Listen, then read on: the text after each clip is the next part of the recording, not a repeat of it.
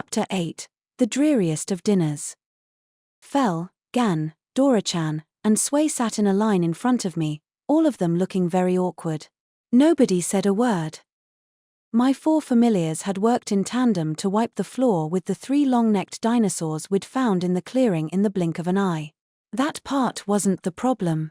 I mean, okay, it was sort of a problem in a number of ways, but the dinos had attacked us first that time, so they'd had it coming. The problem had started when Fel declared that out of all the monsters living in this area, these ones have the most acceptably palatable meat. Ah yes, true. Their meat is a little tough, but not bad at all, Gun agreed. Needless to say, the next thing I knew, everyone had been champing at the bit to hunt down more of them. They had all still been worked up from their battle, which made their enthusiasm harder to deal with than ever. The fact that the dinosaurs were so huge had made it easy to track another of them down as well, so we had ended up moving on to our next target without even a moment to rest. Before I knew it, the gluttonous quartet had hunted down 4 new long-necked dinosaurs to add to the initial 3. What do you expect me to do with 7 of these if their meat's only tough, but acceptable? I grumbled as I gathered up the spoils. Oh, right. I guess I never appraised these ones. I used my skill to take a look at the long-necked dinosaur's particulars. Supersaurus. A monster endemic to a particular region that was modeled after a dinosaur native to the planet Earth. Ferocious carnivores with the toughest skin out of all the creatures in the area they lived in. Their long, muscular necks enabled them to smash their prey against the ground with brutal efficiency. The apex predator of their native habitat. Extinct. The info block my skill gave me seemed quite detailed this time, and I had to wonder if the conversation I'd had with Demiurge about the dinosaurs had something to do with that. I gave it a quick read-through, then paused and cocked my head. Wait. The area they lived in? Like, past tense. Also, more importantly, extinct. For a moment, it felt like time itself had stopped dead. I had most definitely just seen the Supersauruses alive, well, and very much not extinct just a matter of minutes ago. Much to my displeasure, the logical conclusion that squared my skill's description with reality as I'd witnessed it was extremely easy to reach. So, do you guys know why I'm mad at you right now? I asked. I was pretty sure that Dora-chan and Sway knew that I was angry but couldn't figure out why, while Fel and Gan knew exactly what this was all about. Fel, you can use appraisal, so I think you could make a pretty well-educated guess. You too, Gan. Well, Fel began before faltering immediately. Why yes. It appears that, Gan said, trailing off just as quickly. I heard a yes in there. In that case, how about you explain it to Dora-chan and Sway? Fel and Gan both awkwardly broke eye contact with me. Yeah, seriously. What's the deal here? Bring us into the loop, Dora-chan said. Masters marred. Tell us why, please, Sway added.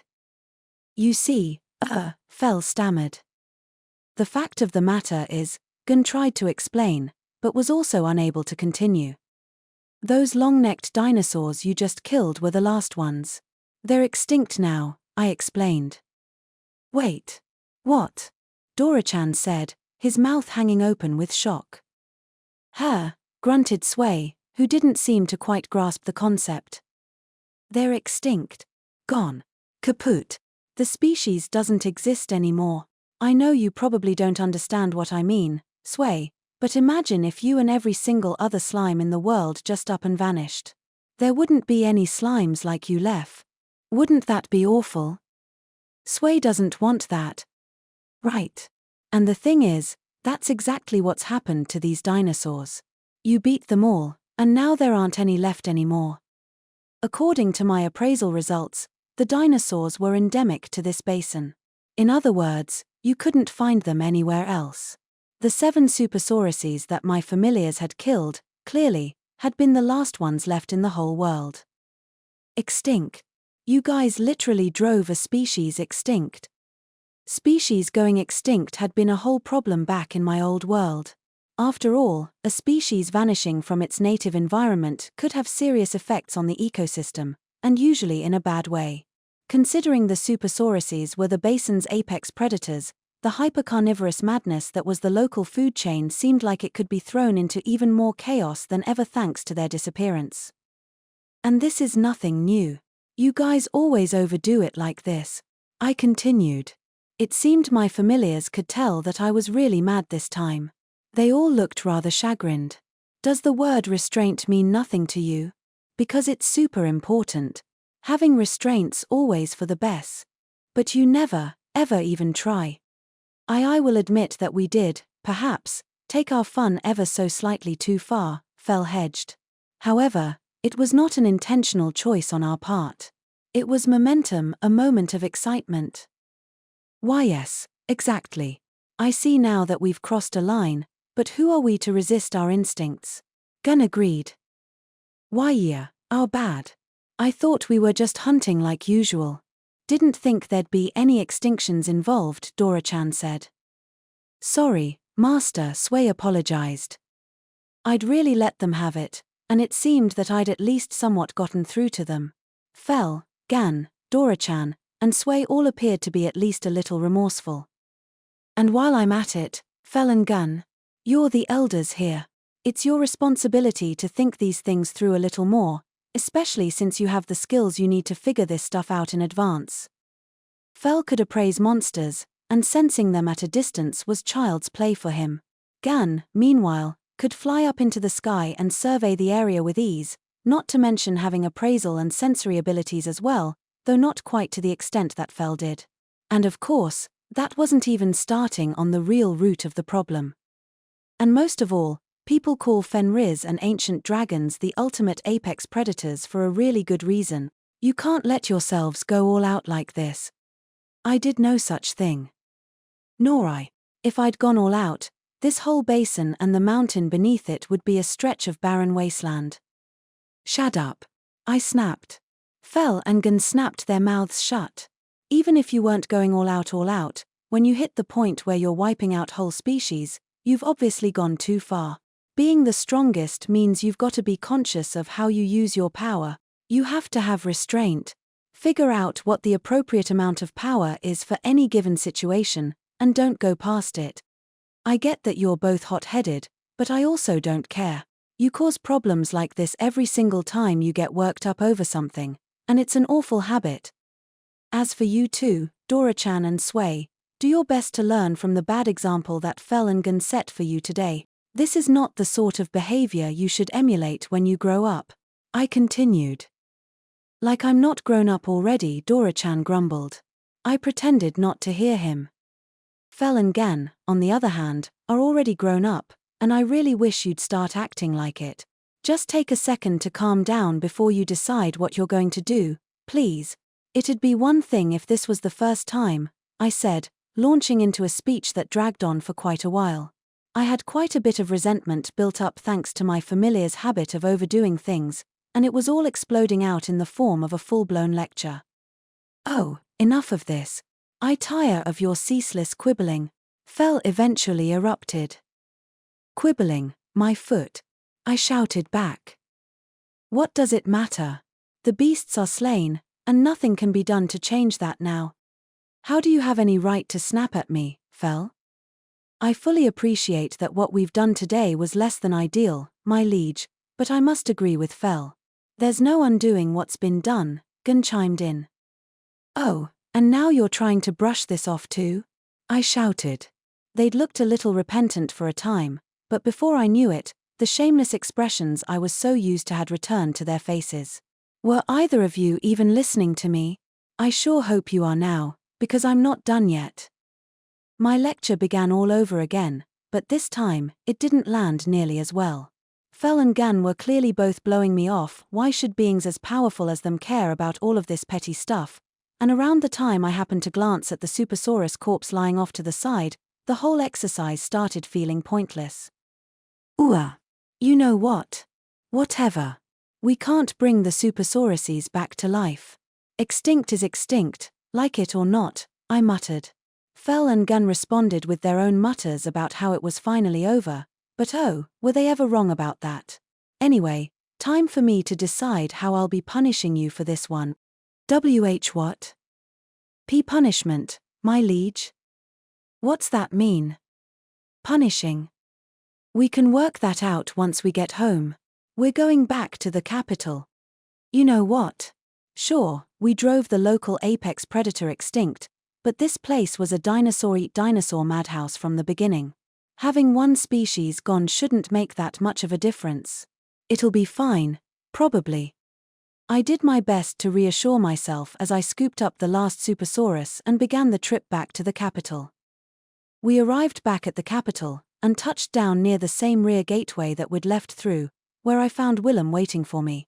His arms were crossed, and his scowl was intense. Oh boy. Here we go. Someone must have spotted gun on the horizon and warned him so he could intercept us. What now? Che. We're back, I said, doing my best not to look Willem in the eye as I spoke. So, can you tell me why I'm standing out here, Mukouda? Why yikes. Your tone of voice is freaking me out, Willem. I'm, sorry, I replied. We've had this conversation before, you know? Willem said. I expressly told you to report in before you left town. I am so sorry. I really did feel bad about it.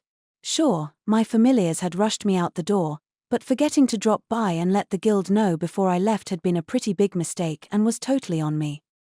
Fortunately, I've got something for him that might make up for it.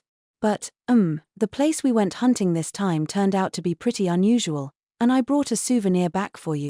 I think this'll work out well for the Adventurers Guild, in the long run, I said, keeping a very careful eye on the guildmaster to see if my offer was doing anything to offset his righteous fury. A souvenir? Willem repeated. Right. I guess I should start by telling you about the place we ended up visiting. I gave Willem the short version of the story, telling him how we'd gone up to a mountaintop caldera where we'd found all sorts of dinosaurs to hunt. The further into the story I got, though, the paler Willem's face became. Again. You did it, Agarin. Willem wailed with such incredible pathos, I almost expected him to fall writhing to the ground. His shoulders shook with emotion. I asked him what he meant, and eventually, he collected himself enough to clarify. There's a kid's book called The Adventures of Hayden. It's a collection of tall tales that just about any kid who grew up in an environment where they could get their hands on books would have read at one point or another. You know, full of the sort of stories that they read to kids in church to help them learn their letters. Anyway, all those plants and monsters you described sound exactly like ones that show up in that book. Nobody really knows when The Adventures of Hayden was written anymore, but it's broadly known that it's a flight of fancy, pure fiction from start to finish. Or at least, it was until now, anyway. Oh. You know, I had a feeling that not many people had been up on that mountain, but it was literally something out of a storybook. I have a terrible feeling that this is about to get complicated. Hearing that I'd been to an uncharted locale no one had ever visited and fought monsters no one had ever heard of probably wouldn't have been too hard of a pill for Willem to swallow, considering our history. Hearing that I'd gone to a place described in presumably fictional storybooks and fought monsters straight from the pages of those fantastical tales, however, well, let's just say that considering how it would land with him made me shiver. I'll be taking a long, hard look at the evidence you brought back, Willem continued. I'll need to loop the higher-ups in on this too. This is something they'll need to make a judgment call on, no doubt about it. There's not a chance I'm doing all that alone, so you'll be coming with me to the guild to explain yourself. Now. Okay, I weakly moaned. And so I was escorted to the capital's Adventurers Guild, in the same sense that criminals were escorted to prison. My familiars, meanwhile, acted perfectly innocent as they followed along behind me. You four do know that this is all your fault, right? Willem, the Adventurer Guild Master of Carolina, had dragged me along with him to meet with Bram, the capital's guild master, plus the assorted guild bigwigs who worked with him. Willem quickly filled the higher-ups in on what I'd told him, and the higher-ups went white as sheets before bringing me out to the capital guild's massive storehouse.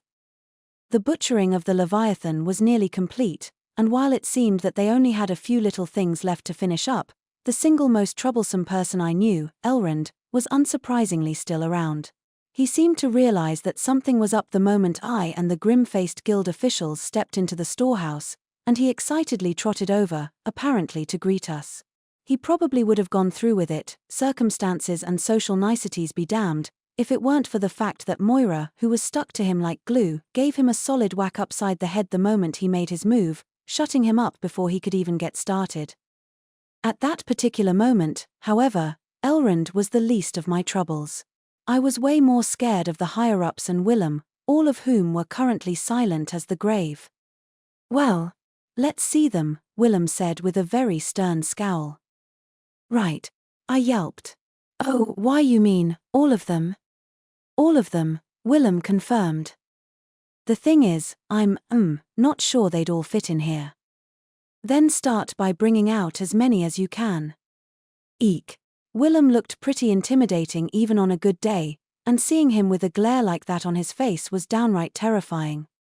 "Okay then, I'll start with one of each species," I said. I started pulling dinosaurs out of my item box, one after another. A very, very long moment of silence followed. Willem and the bigwigs gawked at the dinosaur corpses in a state of dumbstruck paralysis. The whole storehouse wasn't deathly silent. To be clear, a certain individual was letting out a very disconcertingly bizarre, protracted bellow in the background, but I decided to pretend that it was perfectly quiet anyway. More importantly, I kept my eyes fixed on the floor, only moving them to occasionally glance at the guild officials and judge their reactions. "Could one of you say something, please? This silence is killing me. My anxiety levels are really spiking over here. Say something. Anything."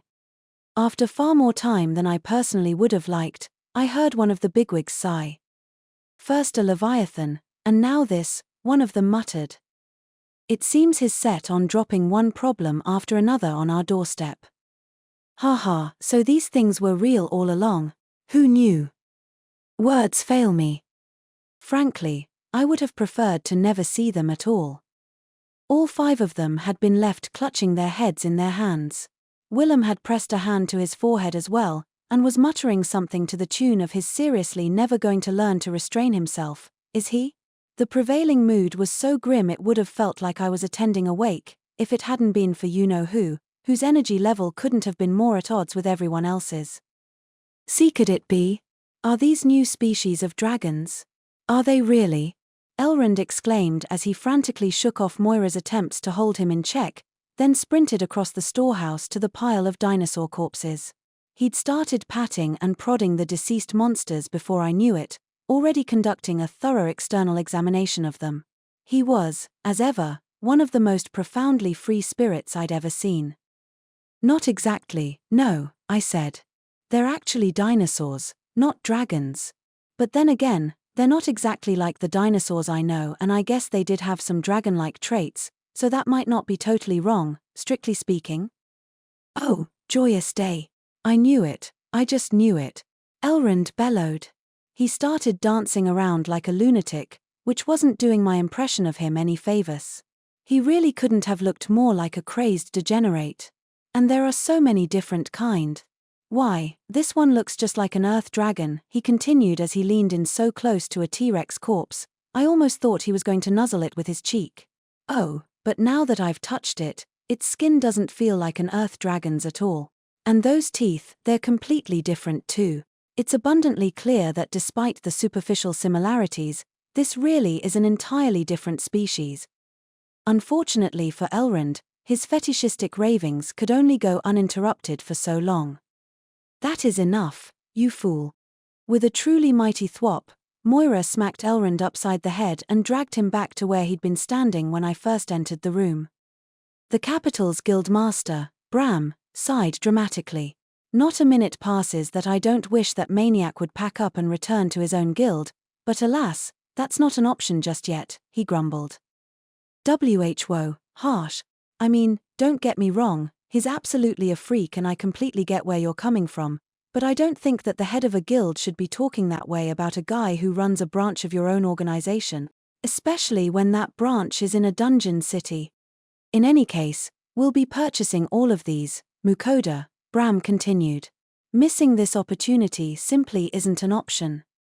Considering they're basically a fairy tale made flesh thanks to the adventures of Hayden, yeah, that makes sense.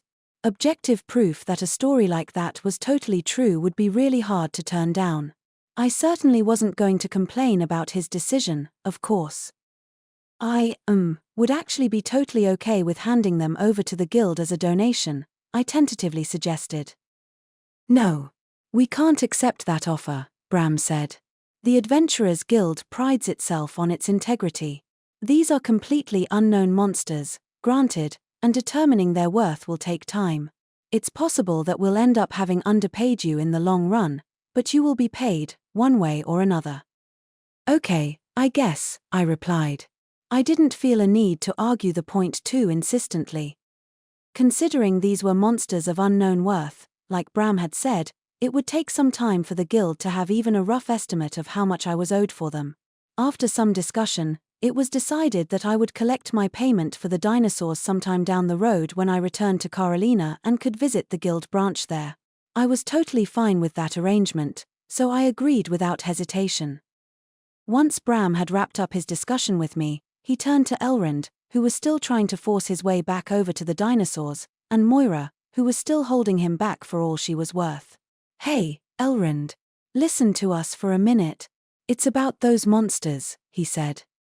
In the end, Willem was deputized to explain the situation to Elrond.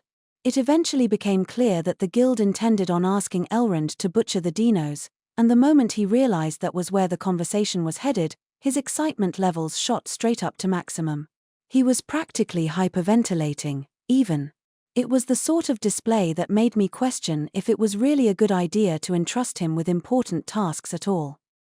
I knew you'd come through for me, Mukouda. You always do.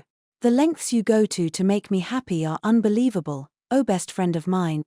Nobody's best friends with you here, thank you very much. That is not a role you get to give people unilaterally. I really am sorry for all the trouble, Moira, Bram sighed.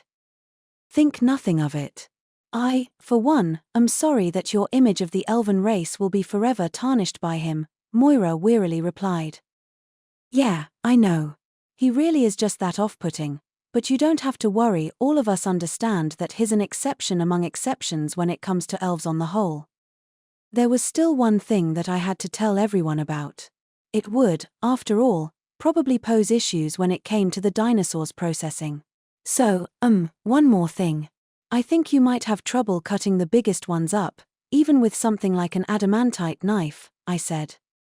The Supersauruses had been apex predators surrounded by other dinosaurs with fangs and claws that could supposedly pierce through adamantite. It was safe to say that their skin would be the toughest out of all the dinosaur corpses I'd brought to the guild. A magic sword would have no difficulties, I would think, noted Fell, who'd seemed content to lurk in the conversation's background up till that moment. Yes, quite. Even if it happens to be made out of adamantite itself, the magical enhancements bestowed on such a blade should render it equal to the task, Gan agreed. Of course, Bram said, a look of exhaustion coming across his face. Bram proposed an arrangement where I'd lease one of my magic swords to the Adventurers Guild, which I agreed to on the spot. I ended up letting them borrow Caladbolg, the sword that Elrond had found the most comfortable to wield. The full contract would apparently take a few days to write up, but the gist of it was that I would be paid 800 gold coins every month until the sword was returned to me. This must be one of those passive income streams I've heard so much about. Yeah, I definitely see the appeal. You really had it rough, haven't you, Willem? I sympathize, Bram said as he slapped the guildmaster on the back. Thank the gods someone understands, Willem moaned, practically on the verge of tears. The other higher-ups quickly moved in to comfort him. Meanwhile, the biggest dragon lover around was letting out ridiculous shrieks and coos as he ran rampant around the storehouse. Eesh. Talk about pure chaos. I thought. I couldn't even guess what sort of expression I was making, but it couldn't have been a good one. And what of the meat? You've been discussing the sale of the beasts, but you've said nothing of the portion that we'll be eating. Yeah, I want to get a taste of those big ones. Make it happen. Master, Sway wants to try eating them too. My familiars picked that moment to chime in. Oh, right, I thought. There's no way they're letting this drop until they've tried the Supersaurus meat for themselves. Hey, one last thing. Do you think you could butcher one of these for me right away and hand its meat over to me? I asked as I brought out another of the Supersauruses. Bram sighed. Fine, he said. We'll do it, but we're only buying the materials from one of them. Everything left over from the others going straight back to you. Between the Leviathan, the other dinosaurs, and the magic sword's rental fee, the guild was seriously strapped for cash. They'd have to watch their spending very carefully until all their investments paid off. Anyway, I asked them to butcher the Supersaurus as quickly as they reasonably could at my familiar's urging, and noted that they could treat it as practice for the real thing if they wanted to. They agreed, and even said that they'd waive the usual butchering fee, which I certainly didn't mind. Mr. Dragon Lover didn't mind either, to say the least. In fact, he was so worked up with motivation that he started shouting about how he'd stay up all night, if I have to get the thing butchered for me. The higher-ups and Moira looked exhausted, Willem was practically sobbing, and the freaky degenerate was very loudly over the moon. The scene was so painfully chaotic I could barely even bring myself to watch, and the second I had an excuse, I beat a very hasty retreat. Frankly, I thought I deserved congratulations for getting even one of the Supersauruses butchered in a timely manner amid that whole mess. We're back at last, I said as I stepped into my rental home. It had just been one thing after another that whole day, starting from the moment I stepped outside. Not only had I been brought to a place full of ravenous, man-eating dinosaurs for a hunt, I'd also been dragged to the Adventurers Guild the second I returned to the capital. It had been absurdity after absurdity, with the centerpiece to the madness being the fact that my familiars had gone slightly more overboard than usual and hunted one species of dinosaur, the Supersauruses, to literal extinction. And what could have possibly driven them to commit such an unspeakable deed? I hunger. Prepare our meal. Well, of course, after all, we didn't even stop for lunch during our hunt today. Small wonder we're famished. Right. Man, I can't wait to chow down. Sway's hungry too. My familiars had struck up their usual chorus about how hungry they were, and their easygoing attitude told me that they'd already forgotten a certain warning I'd given them. Well, that works, I guess. You're all pretty hungry today, huh? I asked. Indeed, Fell said. Today's hunt made for unusually good exercise, and I have worked up an appetite. It did, didn't it? What a good hunt it was, and for the first time in so long, Gun noted. Yeah, guess I worked up a bit of a sweat. Used plenty of magic too, Dora-chan agreed. Sway pew-pewed so many baddies. Sway's really hungry now, Sway added. Oh. Okay, then, I'll bring dinner out soon. You guys can just wait in the living room, I said as I made for the kitchen. And, once I got there, I told them they'd be getting punished for this one. They really should have listened, I muttered as I opened up my online supermarket and purchased a huge quantity of a certain ingredient. I had a plan, and I was pretty sure that it would have even more of an effect than serving my familiars a purely vegetable-based meal. I made my purchase, then opened up the cardboard box that materialized in front of me. It was jam-packed with the items I'd bought, bags of perfectly ordinary sandwich bread. They were the sort of bread bags you could find in supermarkets all over Japan, each of which contained 5 slices of relatively thick-cut white bread. Serving otherworldly food was always a risk, but I knew that plain sandwich bread would only provide minimal buffs that wouldn't last long, so I figured it wouldn't be an issue. I opened up the bags of bread, then piled dishes for Fell, Gan, Dora-chan, and Sway high with the stuff. In mere moments, I found myself standing before 4 towering bread mountains. All right, that should do it. Oh, but wait, can't forget my portion. I'd be having a slightly different meal. Instead of plain sandwich bread, I cut a few slices from a loaf of Teresa's freshly baked sourdough, which I had been storing in my item box. I also pulled out a bowl of vegetable soup loaded with Albans extra delicious homegrown veggies, and a side dish of simmered soybeans and tomatoes, which I'd cooked for myself in advance. That soybean and tomato dish had been really easy to put together, by the way. The steps were to sauté some minced garlic in olive oil until it was fragrant, then toss in a few onions and cook them until they softened.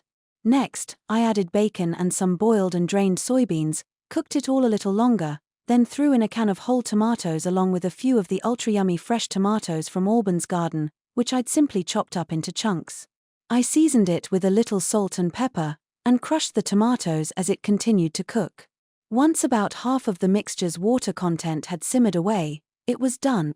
Now this is a great dish. Plenty of soybeans, full of nutrients, and absolutely delicious on a slice of bread. Plus, it's packed with veggies and is super healthy. This is the ideal food, as far as I'm concerned. And now that my meal's squared away, I think it's time to show everyone what we'll be having for dinner. Chem. What's wrong, guys? Aren't you gonna eat? I asked. I spooned some of the simmered soybeans and tomatoes onto a slice of Teresa's sourdough, then took a big all bite. You cannot be asking that in earnestness, Fel practically growled. Truly, my liege? Gan asked. No, seriously, what is this? Dora-chan added. Mastia Sway moaned.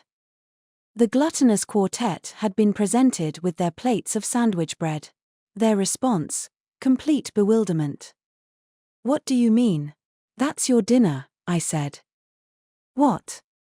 Heh. Hey. No. Bewilderment veered sharply into astonishment as the four of them realized what was happening.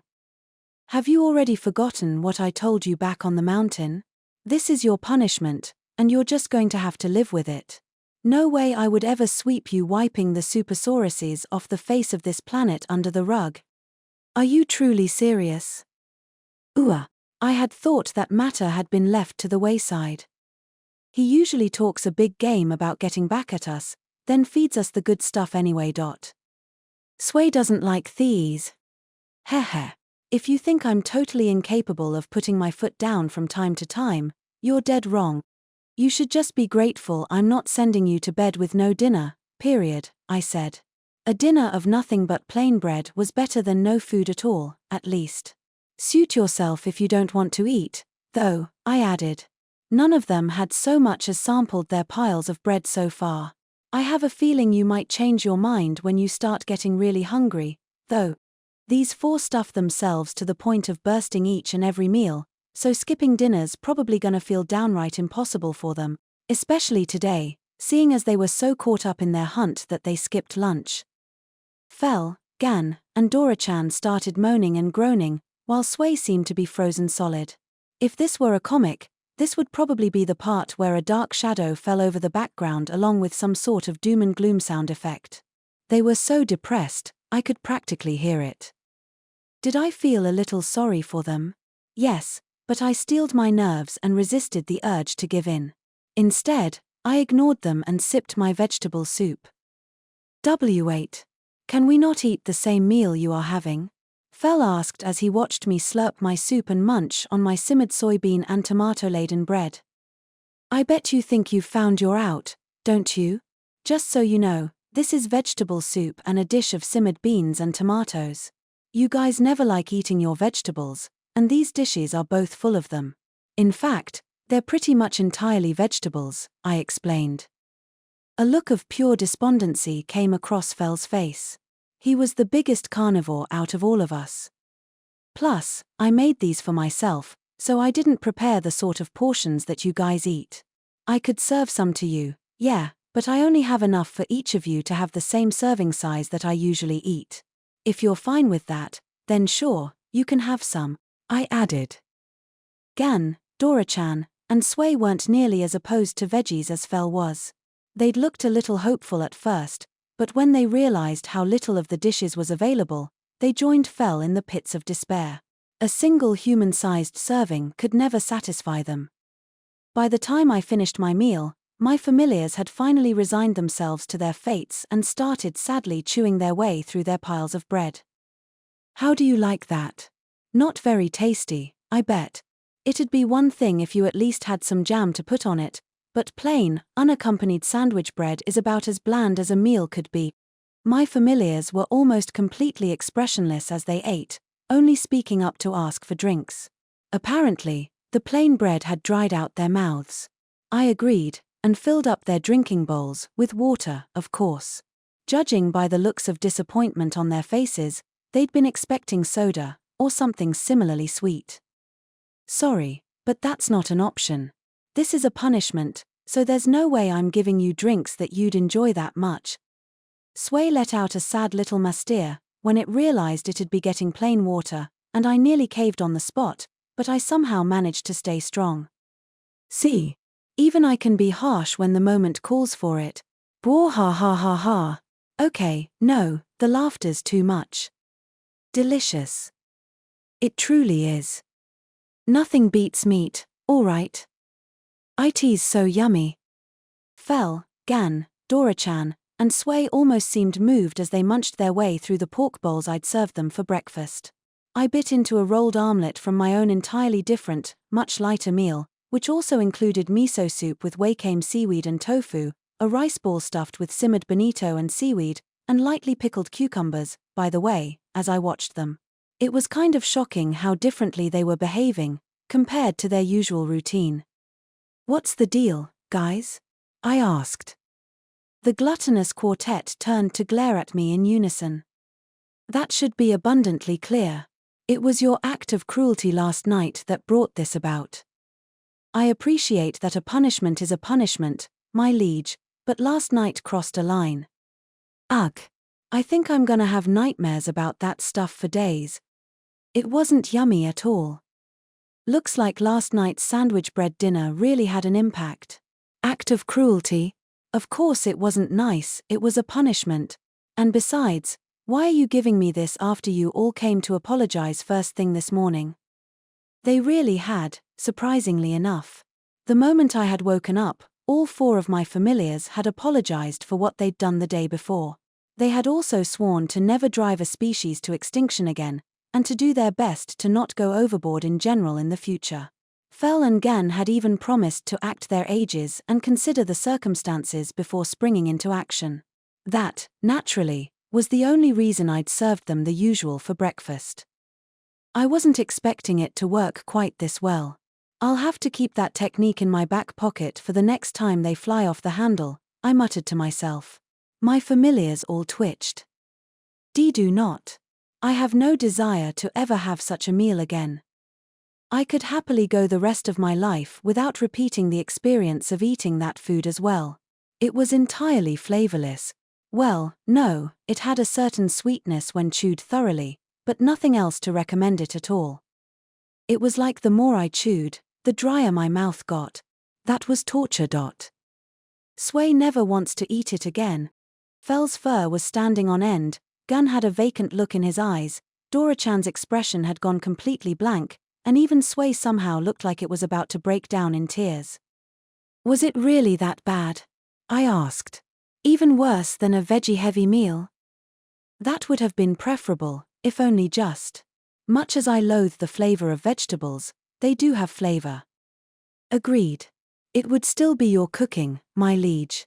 Yesterday's dinner, on the other hand. I mean, sure, I like meat best, but it's not like I won't eat vegetables from time to time. The veggie meals you make are super yummy, master.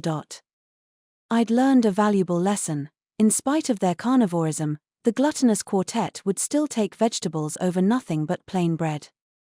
Those 4 seemed downright traumatized. Seriously, though? Is a single all-bread meal really this powerful? Anyway, my familiars ended up eating about twice as much that morning as they usually would, and making enough extra pork bowls to keep up turned into quite the trial. They were the same quick, simple dish as ever, but my familiars all seemed to savor every bite like it was the most delicious thing they'd ever tasted, and I couldn't stop myself from quietly chuckling at their behavior.